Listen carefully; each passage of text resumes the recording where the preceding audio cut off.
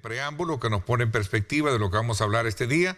Quiero darle la más cordial bienvenida al señor ministro de Hacienda, al licenciado Gerson Posada. Bienvenido, ministro. Buenos días, Ernesto. Qué gusto tenerlo acá. Un gusto estar este día acá y poder transmitirle a la población lo que presentamos el día de ayer, que por mandato de ley, por mandato de la Constitución, tenemos que presentar el presupuesto general del Estado, y este es un presupuesto que trae muchas buenas noticias para la población salvadoreña. Tenemos, de acuerdo a la información que se presta, 13 meses de aquí a diciembre, dijo el presidente de la Asamblea, para poder de alguna manera estudiar las partidas y ver la convocatoria que se necesita para hacer las consultas pertinentes, ¿es cierto? Así es, Ernesto. La Constitución nos exige que al menos 3 meses antes de que finalice el año, nosotros tengamos que presentar el presupuesto general, el proyecto de presupuesto general de la Nación a la Asamblea Legislativa, para que este pues pase al respectivo análisis de los diputados, de la Comisión de Hacienda y posteriormente al Pleno a su aprobación. Entiendo, de acuerdo a lo que manifestó el presidente de la Asamblea Legislativa el día de ayer, que van a empezar a convocar a las diferentes instituciones, a los diferentes ministerios para hacer los análisis respectivos, escucharles y ir desglosando cada partida del presupuesto. Se trata de un presupuesto con características históricas, decía en su momento el presidente de la República, porque no va a incurrir precisamente al tema de deuda, particularmente en el tema del gasto corriente. Explíquenos un poco más esto para entrar en detalles y en el desglose mismo de la inversión que se va a hacer o de las partidas mismas que contemplan el anteproyecto. Así es, el presupuesto marca un hito histórico, diría yo, como un antes y un después. Y está de acuerdo a lo que anunció el presidente de la República el 15 de septiembre. Es un presupuesto sin brecha presupuestaria, es un presupuesto que no va a necesitar de financiamiento ni interno ni externo para el financiamiento, valga la redundancia, del gasto corriente, ¿no? Es decir, que todo el gasto corriente, todo lo que es el funcionamiento, todo lo que es el pago de salario, pago de intereses de la deuda, pago de amortización de la deuda, lo vamos a financiar con nuestros propios ingresos, con lo que nosotros recaudamos anualmente de ingresos. Eso significa que el presupuesto no va a llevar una brecha, es un presupuesto autofinanciado. Es decir, que todo este gasto corriente va a estar cubierto con nuestros propios ingresos. Incluso el gasto en pago de intereses de gobiernos anteriores, de deuda anterior, esa la vamos a cubrir con nuestros propios ingresos. Y acá, perdón, Ernesto, es importante mencionar que en el pasado ya se habían presentado presupuestos sin brechas por administraciones anteriores, pero que estos presupuestos eran ficticios, porque lo que se hacía es que no se incorporaban algunos gastos de amortizaciones de deuda y en el transcurso del año se iban a incorporar. Entonces no eran verdaderamente unos presupuestos que no incluyeran todo el gasto en su interior. Estamos hablando de 9.663 millones, un presupuesto que se presenta, un anteproyecto que se presenta con 970 millones menos. Así es un presupuesto que asciende a 9.663 millones aproximadamente, y estamos disminuyendo en aproximadamente 971 millones respecto a la cifra que nosotros estimamos del cierre del presupuesto del año 2024. Es una reducción muy significativa la que estamos haciendo, y es reducción principalmente en temas de gasto corriente el que nosotros estamos buscando. Aquí vamos a entrar ya un poco en la esencia y en el análisis mismo, que despierta muchas inquietudes y sobre todo también para algunos sectores ciertas preocupaciones cuando se trata de ver qué medidas se van a tomar para poder mantener vigente esta proyección con este tipo de números. Bueno, pues básicamente lo que nosotros buscamos es hacer mucho más eficiente el gasto del Estado, el gasto del gobierno, y para esto, lógicamente, tenés que hacer ciertas revisiones en algunas de las partidas principales, como lo es el gasto en remuneraciones. Estamos estimando una reducción en el gasto de remuneraciones, y acá pues como te decía... ¿Reducción o se van a eliminar? Pues esto dependerá ya de cada cartera, del análisis que haga cada cartera al interior, cada ministro, cada presidente, cada director de autónomo tendrá que ir a revisar su presupuesto, ir a revisar su rubro de remuneraciones o su cuenta de salarios y de acuerdo a esa revisión tendrá que hacer una optimización que vaya acorde a las necesidades de cada institución y que esto no lleve a afectar los servicios que se prestan a las instituciones. Pero sí será importante que sea una revisión muy fina, digamos, la que hagan cada ministro, cada presidente, cada director de autónoma, porque en las instituciones sabemos que todavía hay gente que no presta un buen servicio a la población, hay gente muy deshumanizada, todavía hay gente que ha ingresado a las instituciones por algunos compromisos políticos, por algunos compromisos sindicales, o gente que ingresó a las instituciones sin cumplir el debido proceso. Entonces, todas esas revisiones, lógicamente, tendrán que hacerse al interior de las instituciones. Aquellas personas que cumplen con sus perfiles, que han ingresado de forma idónea, siguiendo los procesos correspondientes, pues no tendrán de qué preocuparse, ¿no? En cada una de las instituciones. Ministro,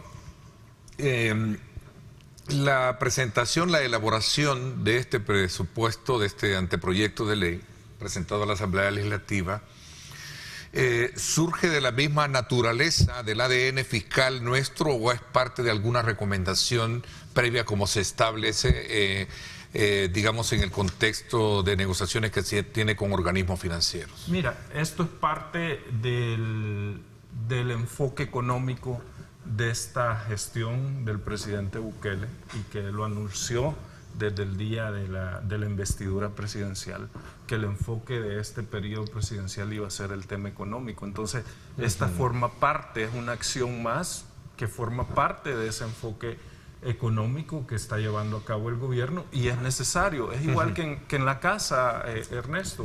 Uno, pues llega un momento que tenés que ordenar, tenés que ordenar tus finanzas, tenés que hacer una planificación mucho más ordenada y esto forma parte de eso, ¿no? Es un ordenamiento y forma parte del enfoque fiscal, del enfoque económico que se le da a este gobierno. Es decir, la analogía es muy interesante, ¿no? Yo no puedo gastar más de lo que percibo. Exactamente. Y si quiero mantenerme solvente o garante de todo, tengo que reducir gastos que realmente no son necesarios. Y así, para entenderlo de manera muy clara. Exactamente. No es recomendativo de ningún organismo, es parte de la naturaleza misma de la economía misma. Es parte de un ordenamiento que queremos hacer al interior del gobierno, del enfoque fiscal y de un fortalecimiento del tema fiscal en general que el gobierno está haciendo. Y esto ha sido un avance progresivo que hemos venido realizando. Recuérdate que en el 2019 la brecha del presupuesto era de 1.200 millones de dólares.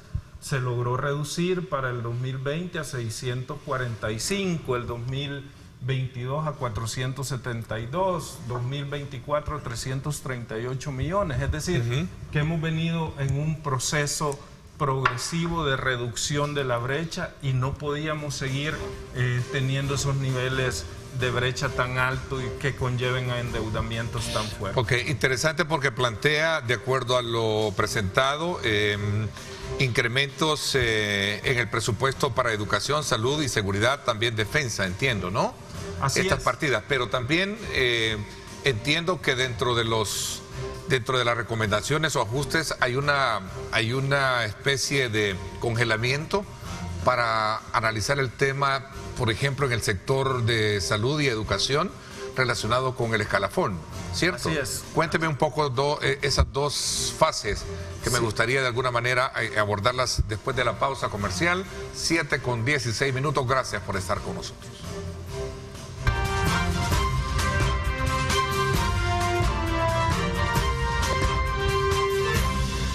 Y como siempre, es buena hora para una taza de café y qué rico es disfrutar de Café Rico, el café perfecto de la mañana. Continuamos conversando con el señor ministro de Hacienda, Gerson Posada.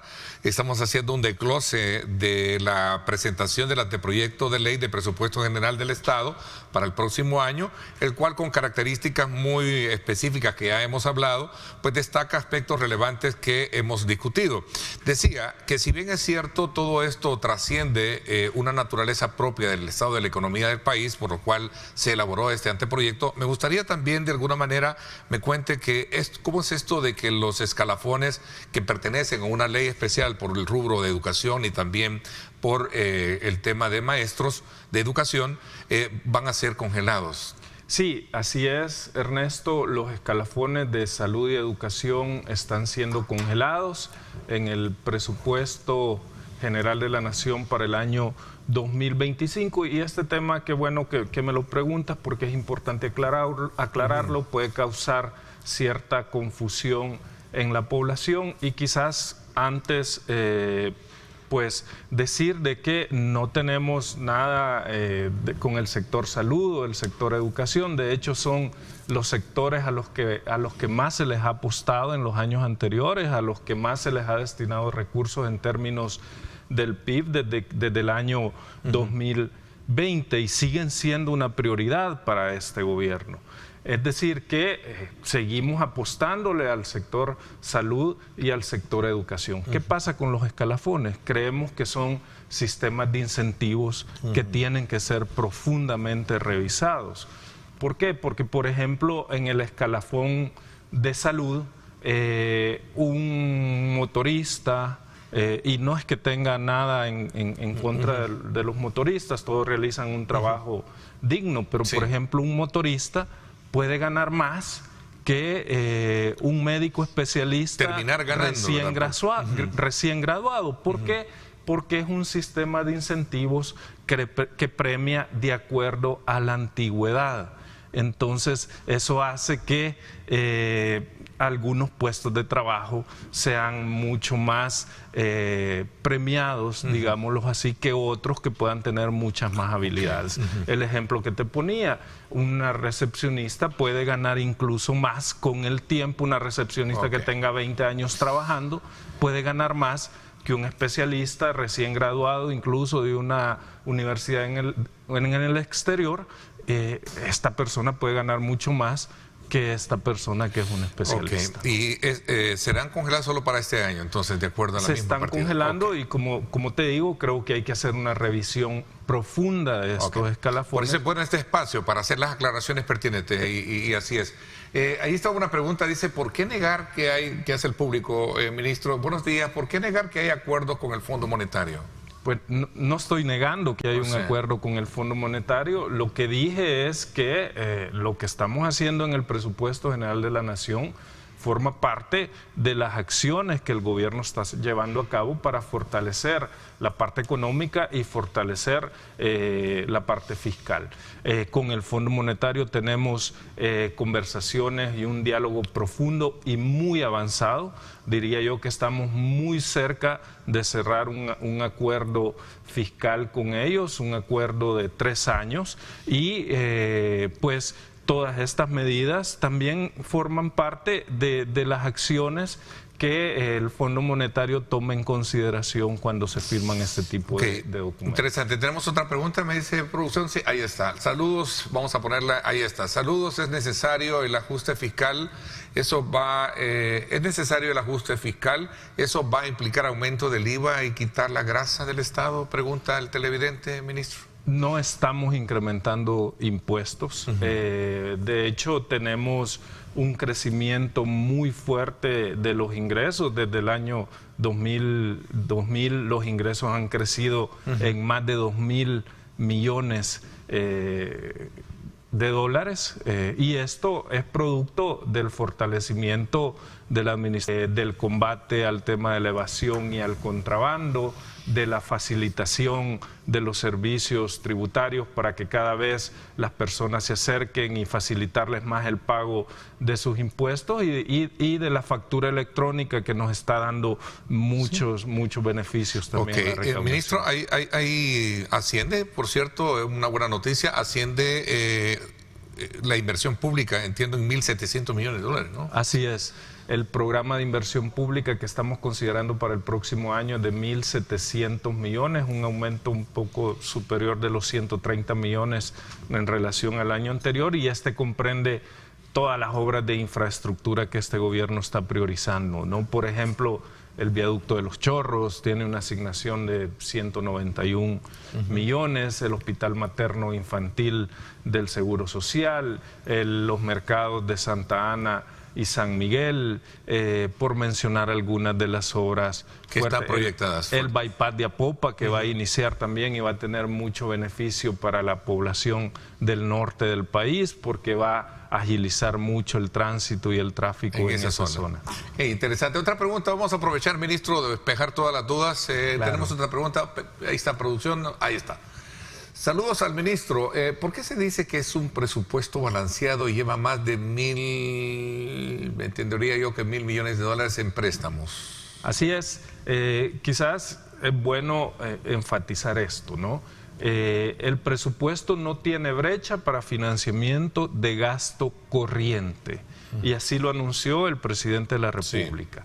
Sí. Pero aquel financiamiento que es para proyectos de inversión que ya fue contratado por la Asamblea Legislativa, y los préstamos que son para proyectos de inversión que están en trámite o que están en preparación, esos van a continuar. Es decir, los préstamos para inversión pública, para gasto de capital, para obras de infraestructura, para programas sociales que son de beneficio para la población, esos van a continuar, esos no se detienen. Y esa es una deuda buena, es decir, prestar para hacer una carretera, prestar para hacer un bypass, prestar para un programa social, esa es una deuda buena, y por eso es que seguimos fortaleciendo nuestras relaciones con la comunidad multilateral, llámese BID, Banco Mundial, CAF, BESI, por mencionar algunos de los bancos con los cuales trabajamos, y es una deuda en términos muy concesionales, y reitero que